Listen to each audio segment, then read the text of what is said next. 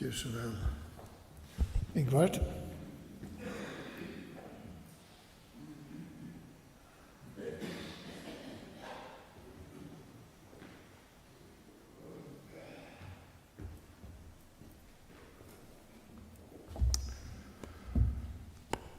God morgen. Det som ligger mer av hjertet i morgen har bare fram, finner vi i Apostlasøen i 21.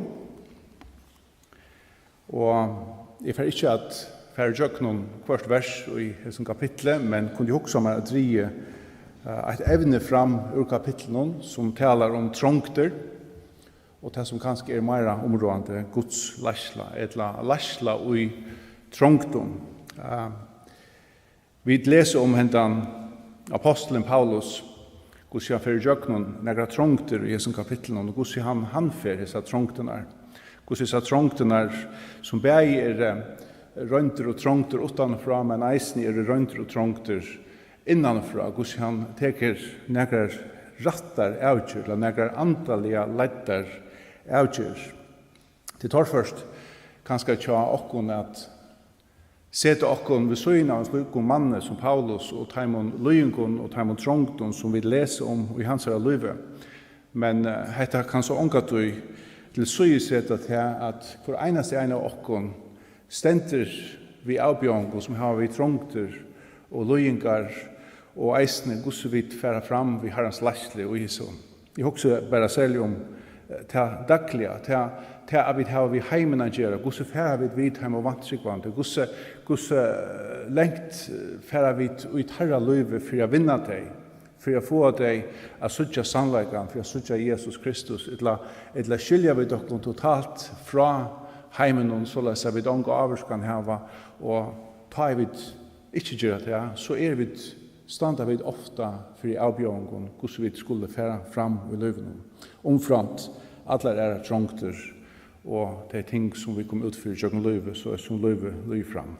Så let dere hitje etter kapittel 21, og hitje etter som mannen og suttja de døme som suttja løyve i hans herra.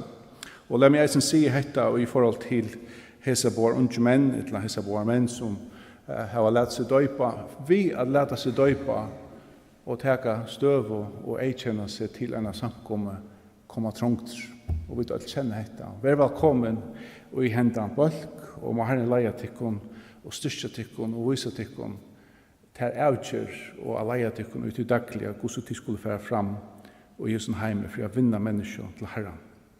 Lat dere hitje etter kapittel 21, og Arn er ferdig å lese ur kapittel 21, så ikke jeg lese noen vers fra man undan, og til pjøst ikke slå hese versene opp, men det finner vi og i kjentum versen fra man undan i Apostelsøen, vi har lyst det flere firner, Apostelsøen 9, vers 15 og 16, da vi sier at Ananias vil sende etter Paulus, eller at bia for Paulus, og her stender dette, men Herren sier vi han, altså det vil si vi Ananias, fær tog hesen mer utvalgt og raskapur til å bære fram navn mot bæg for hedningar, kongar og israelsmenn.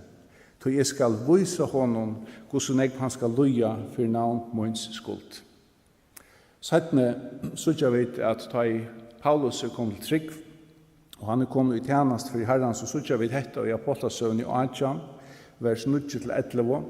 Her stender dette, og vi tar eisene noe vi dette her i hese røvene som vi har haft, eller så røyene av Apostelsøvne, her stender dette, Herren sier vi Paulus og sjån om nottene, øttast ikke, nei tala og ti ikke, til jeg vidt her og ikke skal legge hånda til og gjøre at her neka ilt, til jeg har negg folk og jeg som boie. Og så stender at han var her 1 år og 6 måneder og lærte godsfolk, eller lærte årgods mittelen terra. Og så igjen til sørste verset, og vi kommer til Apostelsøvne 21, og Jakob, det nevnte vi mye dagen. Ta i Paulus kommer til Milet, og tar eldst å komme ur Efesos til hansara, så leser vi dette i Apostelsøen 20, og vers 22-23. Og nå, bunden og andan og ferie er til Jerusalem. Jeg vet ikke hva jeg skal møte her, eller hva jeg skal møte meg her, best at hele anden og hverjum boie vittnar for meg og sier at bond og trångter boie mer. La oss så igjen fære til Apostelsøen 21. Vi har som i tanken som vi da leser om en mann. Vi leser i vers 1-4. Ta i vidt nå høyte slit i åkken leiser fra Taimon og våre farner av sted, helte vid beint til Kos. Nasta dagen til Røddin og så igjen til Patara. Her så vi skip og skulle fære iv til Fønika. Vi foreta ombord og i ta og helte av sted. Ta i Kypern var kommet undan til okkon og færre atter og i bakbordsmeien, silte vi til Syria og for inn i Tyrus. Her skulle skipet letja opp farmen. Så leser jeg dette verset. Vi leita og ta opp lærersvennerne og stekka og her skjeidier. Der skjøtte av andanon vid Paulus at han måtte ikke fære til Jerusalem. Så leipa vi til vers 8. Nå kommer han atter fra Tyrus, og han forvojere, og så stender dette. Dagen etter får vi henne og kom til Caesarea. Her får vi inn til Filippe, evangeliste, som var en av henne skjei i våre tjåhånden. Han åtte 4 åtgifter døter som høyte profetiska gav. Vi stekka og nå her flere dier. Ta kom man ur Judea profeter i ad Agabus. Han kom til okkara og tok belte Paulusar, bant vi tog henter og føterstøynar og sier, så sier Heilig Anden, tan mann og i hetta belti eier skulle jødane såleis binda i Jerusalem og djeva han hetningun opp i henter. Ta vid hørt i hetta, boe vid han, det vil si Paulus, boe vid Paulus, bei vid og tei her av stenon ikkje affæra nian til Jerusalem. Men Paulus svarer, hva gjerra tid, at tid grata og gjerra hjärsta mot motlest, til reier ikke best av å bunden, men eisen at dødja i Jerusalem for navns Herrens skuld, eller navns Herrens Jesus er. Vite at han nå ikke let seg ivertala, gåes vid og søtte verre vilje Herrens. Det første som vi hukser om ta er lese hetta og lese det som vi suttje om Løy Paulus er fra undan, og det som vi suttje i jøkken skriftene som held, så suttje vi at løyingar i seg sjølven ikke et hetjen som så på at man fylgjer Herren. Ikke i seg sjølven, det ikke løyingene sjølvar som teknene på at man fylgjer Herren. Det finnes plåser i skriftene som lukker som bakker opp at det ikke nødvendigvis at det betyr at man fylgjer Herren om man under løying som så. Men det mer spesifikt hva for slag av løying man under. Vi kjenner hese versen i øyla vel, 1. Timoteus brev, kapittel 2, vers 1-4, som sier dette, i amenen og fyrsta av øtlån at bøner og akadlaner, forbøner, takkarger, er hildnar for øtlån menneskjong, for kongen og øtlån i høgt sett. Og så stender det som setningeren, for at vi kunne leva stilt og fria litt liv i øtlån godsåtta og siprøye. Her synes vi at her en bøn, her nekka som vi har bein om å gjøre, for at vi kunne leva fria litt, eller stilt og fria litt liv. Vi synes at det ikke nødvendigvis til at det forfylking og ting som i seg selv om teknene at man fylker herren om. 1. Petrus brev, kapittel 4, og vers 14-16, sier hetta, «Vera tid hoa for navn Kristus er tid selv. Ante dordarnar og Guds kviler i tikkun. Ongen av tikkum av loja som mandrapar, tjauur, ildgjera meaur, etla som tann, og legger seg ut i vidskifte andra. Men lojer han som kristen skal han ikke skammast, men prysa gode fire hetta navn. Og tog det nok så områdende at vi lukkar som suttjøgn skriftene, gos vi tolka lojingar. Jeg minnes særlig som unger tryggvande, eller som nutjer tryggvande, sammen vi øren ungen tryggvande, at vi var øyelig ugen og øyelig villig at loja, og så i atlar trångter og atlar motgång som egentlig forfylking fra djevlenon, tog vi var herrans tjener. Og til nevnt av vittlast og i slukon.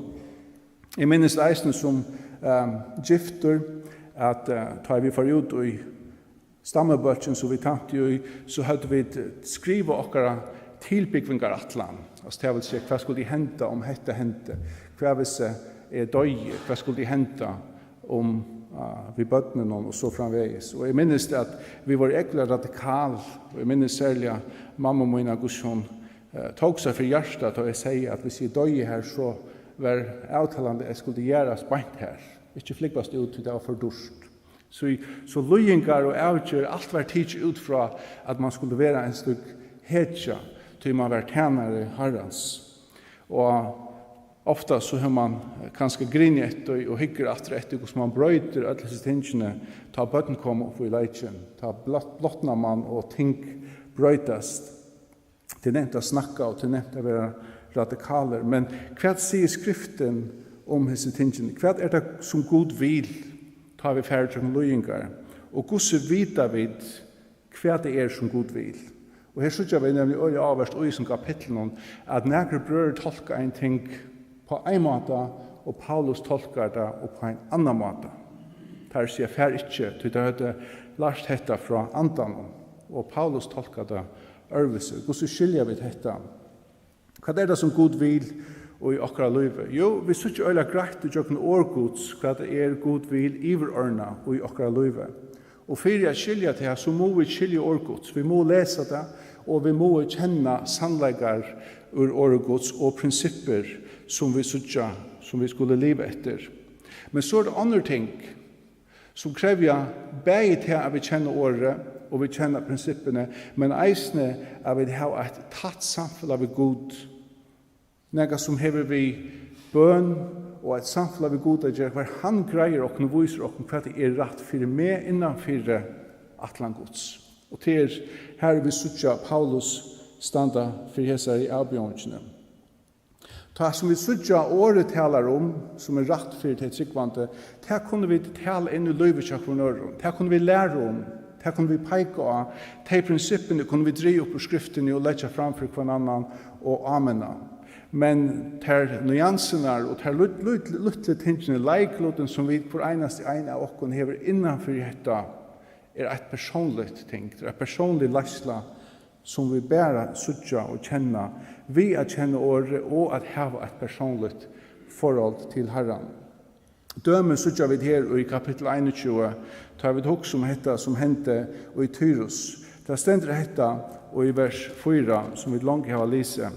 Vi leida av til opplærersvennerne og stekka i her skjeidier. Der skjøtte av andan om vi Paulus at han måtte ikke fære til Jerusalem. Altså, sier anden vi tar at Paulus skulle ikke fære til Jerusalem, eller hva var det som tar det fæta fra andan? Leser vi vågjere og hette etter tog som vi løser i vers 14, så sørger vi at etter at hei og Kesaria har lagt somo tråan, tar egnet tråan framfor Paulus at han ikke skulle fære til Jerusalem, så sykja vi at Paulus leder vid at han fer, og han villig at dødja. Og så stender hette i vers 14, vi til at han ikke led seg ivertala, gåust vid og søtte, være vilje herrans. Det vil si at hitja vi etter vers 4 i ljøsnen av vers 14, så kunne vi ikke sykja det såleis at tei Tyrus finke på om at Paulus skulle ikke fære til Jerusalem. Og jeg trykker at teksten skulle vi lese såleis at hei og jøkken andan var oppenberet heim og jøkken andan at Paulus får a luja i Jerusalem. Og så kom de til det nye støvet, ikke fære, akkurat som de gjør det Kesaria. Men Paulus, han tolka disse oppenberingar ørvise. Han tolka det jøkken nega som han oppleva og gjennom personlig samfunn ved Gud. Ikke til at de ikke hadde personlig samfunn, men de hadde ikke hansara samfunn ved Gud. De hadde sitt egna samfunn ved Gud. Og Gud hadde oppenberet honom nega som vi så i kapittel 20, og vers 22-23, hver det stendt øyla greit, og nu bunden og i andan og ferdig til Jerusalem. Jeg vet ikke hva jeg skal møte her, best at heilig anden i hver en boi vittner for meg og sier at bond og trångter boia mer. Hadde det som vi kunne oppleva sjølve ved Gud, at skilja hvordan vi kunne tøye æra sannleikar, eller hvordan vi kunne lukka som sudja læslo Guds innanfyrir Guds læslo fra skriftene, til tatta samfellet.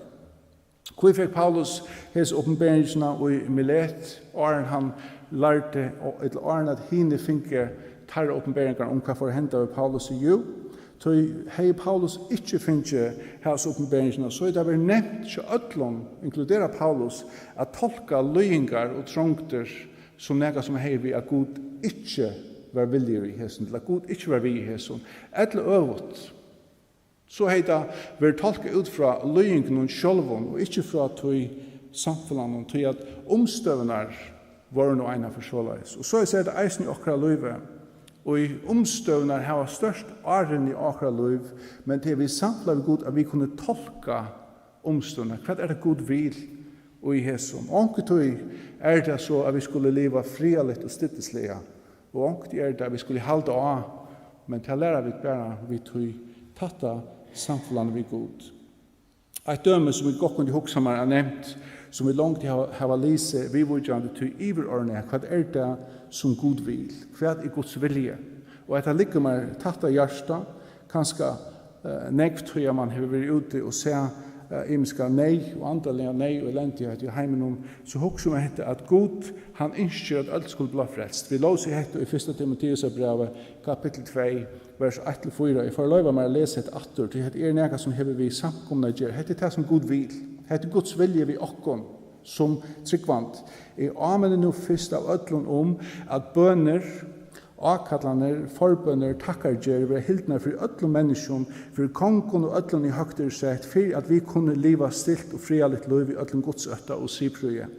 Hetta gode frelsar okkara godt og tekkeligt, honom som vil at ødlån mennesker skulle være frelst og komme a kjenne sannleikan. Hetta vilje Guds at vi skulle gjøre. Da han sier at i amen fyrst, så det ikke til at bønnen det mest viktige. Hon alle viktig. Men bønnen ikke viktigere enn lærer, og lærer ikke viktigere enn bønnen. Det ikke til jeg mener vi. Dette en av første avmenningen som han kommer til hese samkomna. Men hans avmenning at bie for ødlån, og han brukar året bønn i flere hotten, eller flere måten, bønn, akallene, forbønner og takkargjerer. Bønner det som kanskje oftast blir brukt her til en vil nevntur. Akallene kraftigere til å råpa til Gud for i egnom. Og forbønner en særlig tarver ved helt i gosse. Og takkargjerer å takka for de tingene som Gud har svære på. Så nevner han dette bie for ødlån, og særlig nevner han myndelaikon. Det vil si at folk vi averskan. Og vi tok så kanskje omgengande om de som høgt sett, og selv om det det her, og til politiske løyvene, kongavelde, løkmann, landstøy, tingmannen og borgerstjøren, men her til eisen vi stjårer å gjøre, som har averskan av akkurat samfunn og akkurat arbeidsøkje. hette vi arbeidsgiveren, hette vi lærerne, hette reisende innenfor samkomne eldstar og ungdomsleier og sundagsleier, alt som har avvarskan av andre mennesker, be for dem. Hvor? Jo, ikke tøy at det skulle skiftes ut, tøy vi ikke dama tæra politiska lit, eller tæra linti, eller så. Nei, be for dem så at vi slipper undan tøy som årek var framgångt evangeliens. Be for dem så evangeliet fer alvorum, så sannleggen kan komme ut. Be såleis at det er verst Guds til fremme, og det kan være og i allar stillheit. At det er godt at det er stilt omkring, eins og det var ikke Paulus i Korint, men det kan eisne være under tronken omstøven og motgang. Be for at det som gonger for seg evangelien og sannleggene til fremme. Han sier, så vi kunne leva stilt og fredelig liv, i øtlen Guds øtta og siprøye. Det er også et annet vers som forklarer dette rettelig vel i munnen hoheime, hver i 1. Pedsbrev, kapittel 3, vers 1, tar jeg tåsar om kvinner som kanskje giftar og lever under en tjunarband hver i tjunarfellen ikke avhåver, så stender dette vere tikkar ekne månen undergiven for at enda teir og ikke vilja akte året kunne være vunner 8 år ved atfer konesyna.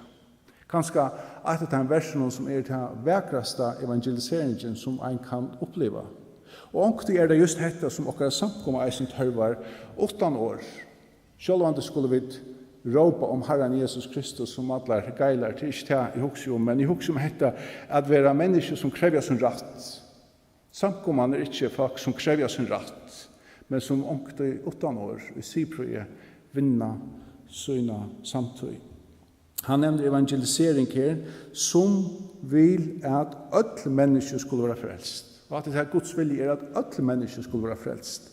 Det året som vi brukt her om alle kan ikke diskuteres, det kan ikke tjekkes bort fra dette menes vi alle. Heter ikke året ein, og heter ikke året mong, heter året alle som vi brukt her. Og han ønsker at alle skulle komme og kjenne sannleggen. Og da han nevner dette, at alle skulle være frelst, så hevder vi rettbestjengen å gjøre, og han vil langer enn bare frelsa mennesker. Han vil ha det å kjenne sannleggen. Og det hever vi hele gjengen å gjøre, at det var samfunnet ved Gud. Det er dere ikke at dreie mennesker til at ha et samfunnet ved Gud. Hatt det iverordnet som Gud vil. Hatt det den rammen som vi alle innanfor. Hatt det Guds vilje. Hatt det kan ikke diskuteres. Omstør skulle ikke røre ved at det hadde sannleggen. Men så det personlige.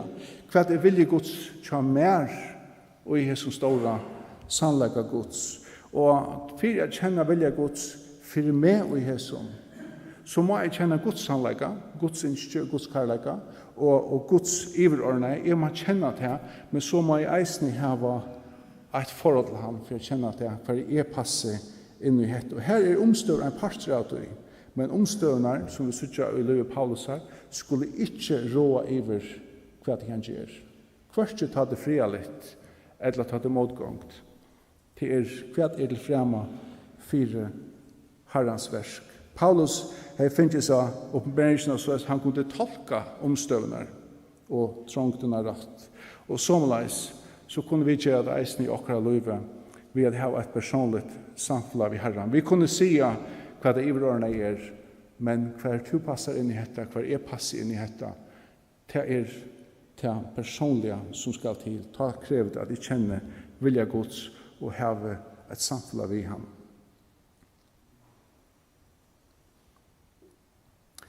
Her eisen jo i som samme kapitlet nekker lærdommer som en trøst for meg, og så jeg kan godt fære hukse om hva nå hvis jeg færre skreiver, hva nå hvis jeg ikke vet 100%, og jeg kjenner hetta, men det ikke helt sikkert, og så framveis. Og ta det øyelig godt å vite at Herren Gud, han suverener. Han suverener, og han for ikke å straffe oss for at vilja ta besta i verset hans her, og at teka sti som vi halta og skilja ut i omstående vid at vi halta hette til god vil og i okkara løyve. Og vi kunne færre jo tidsi flere dømi i apostelsøvn. I apostelsøvn 1, Jeg skal ikke lese dette for tøyskilt, men vi kjenner øyelig vel til løtene ta i apostlene velja Matteas som han telta apostelen. En hending som vi ikke ordentlig kunne forklare, men bare gitt oss til kvøy. Det er også om at han skal ombå at han telta i stedet for Judas. Men vi vet at Jesus har ikke valgt en, han var sammen med dem under 40 dager etter oppreisene. Han valgte ångan. Og nå det vi ångan Jesus er i 20 dager, og så kommer hele anden. Og i jøkken tar 20 dager for at han velger en å sitte i stedet for Judas. Og tar velger Matteas. Og vi vet ikke hva årsøkken men vi sitter i jøkken skriftene at hese nærmere var ikke nevnt atter i apostelsøvne. Hva var årsøkken? Kanskje i avleggene for å skilje det. Kanskje hever det et eller annet vi rydde og tar 12 setene som vi leser om ærestene i skriftene. Men under ødelen omstånd så synes jeg vi ikke ordentlig hvor gjør det der skreft. Skulle det ha boi til Paulus, vært han som skulle være at han talte. Det kunne vi gita. Men Gud sier ikke om at dette var skreft. Han sier ikke om at dette var rett til orden. Det handler jo på noe som det tro ta. Et annet og en mer kjentlig hending kalt i Apostelsund 6, og vi kjenner eisen hesa øyla vel, ta i Stefanus ved valgtor, eller setter som samkommet hennar, eller som vi får at henne vid bårene. Jeg kunne også om at Lise er litt petti herfra, tror at hun er rettelig kjempelig, hese apostlene, som nå er 12, suttjent av trobolegene, vi er ikke noen som ikke finner til rett og bøydingene. Og så stender dette i vers 2, ta kalla i hinner 12 saman, atlan lærersvanna flotjen og søtte, ikke sømer seg av vidfæra fra året gods til at tjene av bårene. Og ta jeg leser dette, så føler jeg akkurat som at det handler ut fra tøy som tar suttja. Men dette nu rett, så sier jeg at dette utvelger tøy mittlen tikkere brører, tjejmenn som har gått vittnesbord om seg og fotler av heilig anda og visdomme. Her skulle vi se det rødja hetta starv. Og vi sørger hese navnen som har valgt, og til selv at farmanns som vi så lærer å kjenne bedre, som vi får langer i skriften. Og en av hese Stefanus. Avverst å lese om Stefanus at ta og i troboleitjen løster vi bårene, som han fikk arbeid av å gjøre, eller en av dem som fikk arbeid av å gjøre dette. Så stender det i vers 8, Stefanus var fotler av nøye og kraft. Og hva gjør det han? Han gjør det under og stor tegjen mellom folket. Og vers 20, her stender dette, men her var ikke før, altså det vil si at her i synagogen var ikke før, for jeg stand imot det visdommet og andanen i han taler av. Hva får han å gjøre det? Han gjør det under og tegjen, og han lærte i år. Hva var det som der eldste ikke måtte fære fra? Til her hadde ikke stunder, her skulle ta seg av bønene og årene. Og hva så gjør vi etter god sikner markfalda og hesen personen. Og vi synes ikke nødvendigvis bare her og i hinnom, og vi var så høyt av til eisene. Og somleis det vi Filip, som vi eisen lærer å kjenne, at han av Stefanus steinaur. Så lærer vi Filip å kjenne i kapittel 8, særlig at han fer til Samaria. Og her stender det vers 5 og 6. Filip kom til boi i Samaria, og hva gjør det han? Han prædika i Kristus for dem. Han gjør det til som hinner så at vi må holde oss til. Og så stender det av en hjertag av folket og gater som Filip taler i, til de hørte og så tegene og han gjør det. Det vil si seg med gjør det just det som hinner skulle haldes til det der ikke tog. Og god sikner gjør det. Straffa god samkomna til at her valgte dette nei. Vær et atlan gods. Det er ok. Det er ok. Det er ok at vi arbeid innanfor det store atlan gods. Det er ok at vi kanskje ikke føler så kraftig å leit handavinn og mer handavinn. Gods kan nok styre hvis gjørst okkar åpen. Og dette sørger vi eisne et døme om og i kapittel 21 som vi har lest i. Særlig at han kommer videre. Vi kjenner søvnene da Paulus nu kommer til Jerusalem. Han fer til der eldste, og han rapporterer for den eldste, gjør ham en kunning om det som hendt i jøkken liv hansara, eller jøkken tjenest av hansara. Og tar gleder.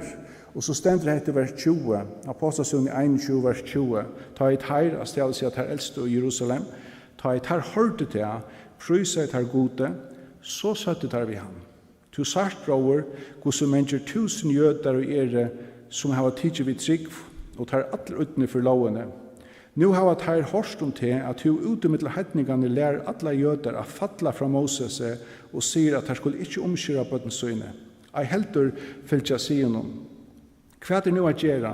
Og hvordan for mångt av folk å komme sammen til de få å fratta at hun kommet. Og så sier vi han at han skal fære i tempelet, eller at her djevon til ra, å fære i tempelet og ta 4 mannsvissar og bære fram offring, eller det stender, la meg bare lese etter vers 23. Gjer tog så vidt nå sier vi til, vi har her 4 menn som har lyft i oss her.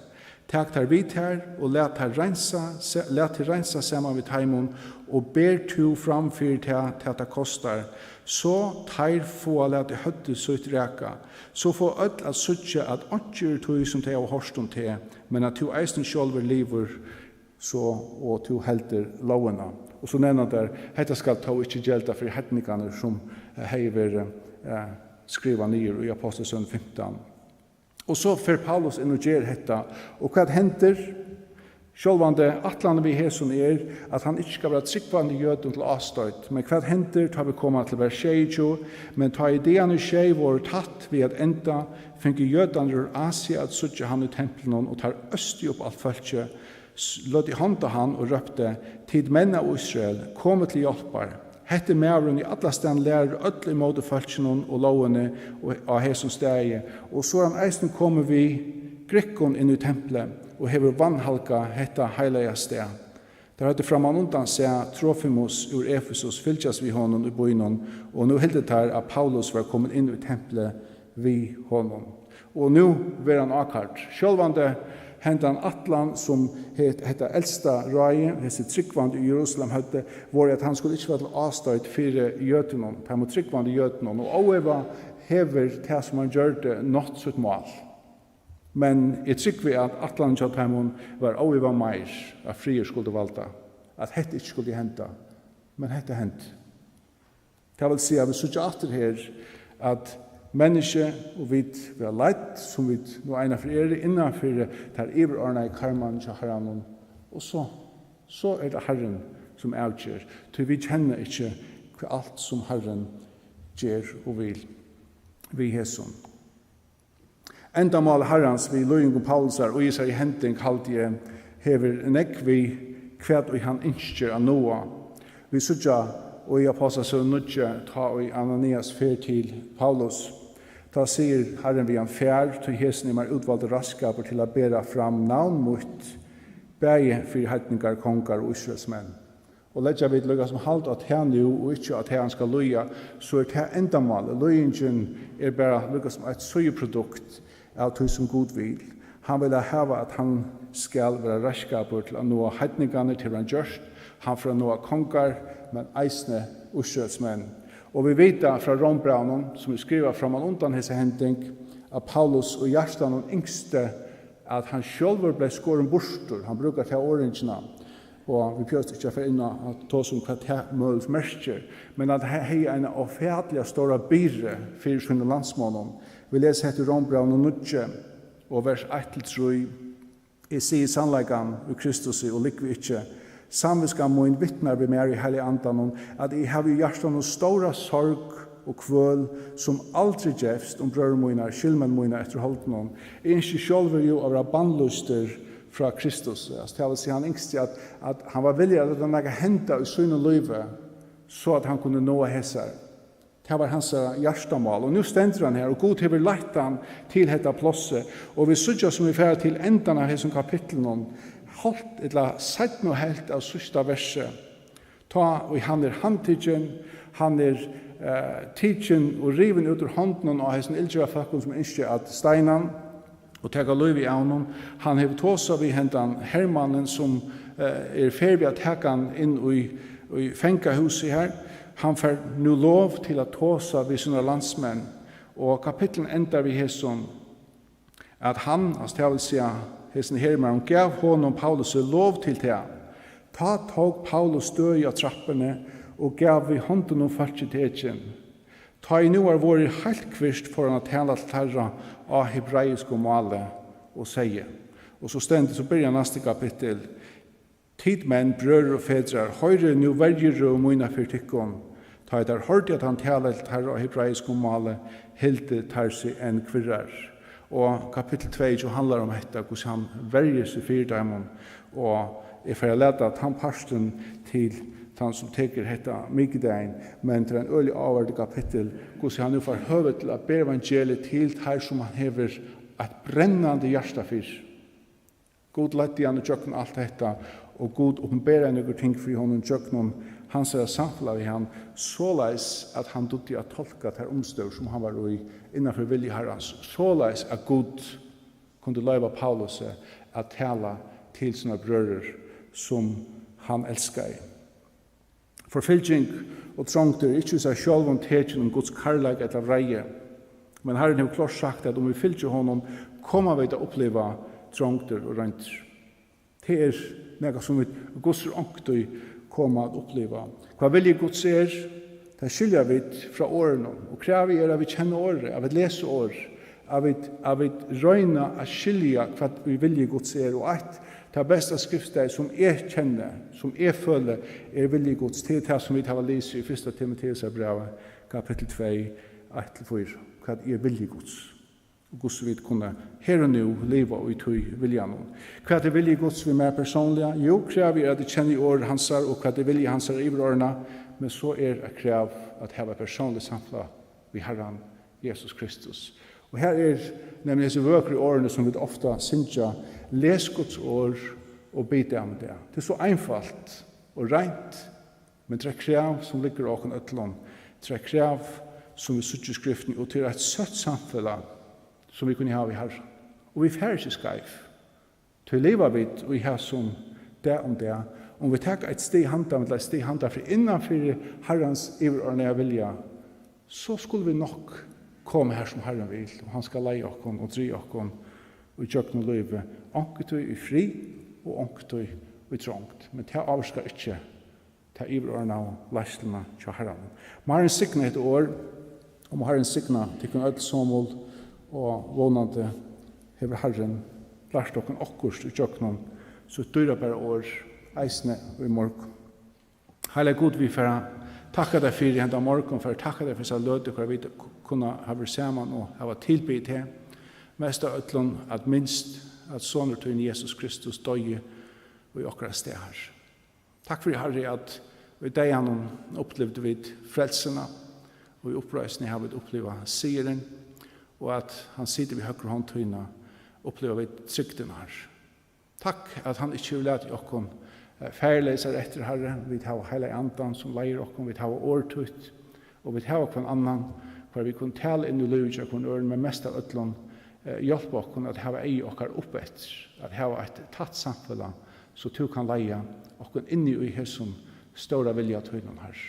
Vi ber om at du signar, du oppreiser, og i tannforstand at du endur nødjar okken Herre.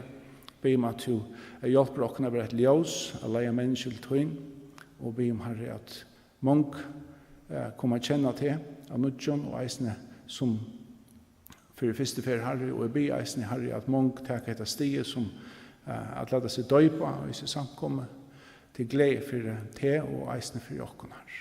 Vi takker deg for og be om at du signer deg egentlig på einstakken og signer kvöldet og be om at du evangeliet som vi bor i kvöld om du bor vi å komme må ber avvekst her.